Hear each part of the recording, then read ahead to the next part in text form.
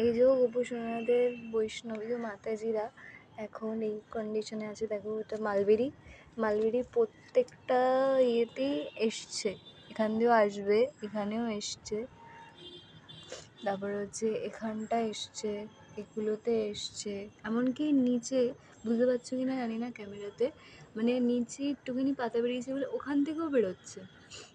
এই যে এখানে আছে, এখানে আছে, আর লাল লাল হচ্ছে। এখানে হচ্ছে ওপরের দিকের অংশগুলো গাছের এই যে এরকম এরকম সাইজের, কিছু কিছু বড়ও আছে, আবার কিছু কিছু ছোট আছে, মানে আস্তে আস্তে বড় হবে।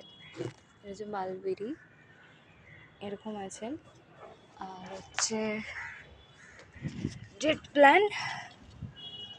প্ল্যান এরকম আছে। আর স্টার ফুল একটা খুব ভালো ধরেছে। আরেকজন মাতাজি জানি না কি কন্ডিশনে আছেন, পুরো প্রপার সানলাইটে আছে। আর এদিকে হচ্ছে গোপসোনার গোলাপ গাছ, কড়ি আসছে, এই যে এখানে একটা, এখানে একটা। আর হচ্ছে বেল গাছে এই যে বেল ফুল এসছে, অনেক কড়ি এসছে, এই যে মানে এবার আসলে আমি দিয়ে আসবো। আর হচ্ছে এই কেন বলে টাইম ফুলগুলোতে পায়রা খেয়ে চলে গেছিলো, আবার আমি একটু যত্ন করাতে আবার ওখান থেকে পাতা বেরিয়ে চলে এসছে। আর এখানে আমি একটা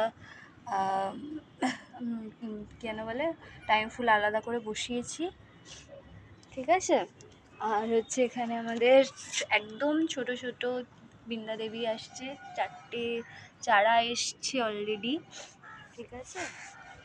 আর হচ্ছে কেন বলে একটা বাল্ব দিয়েছিলে না রজনীগন্ধার বাল্বটা এরকমই রয়েছে, আর তার গোড়া দিয়ে তুলসী গাছ এসছে, বৃন্দা দেবী এসছে।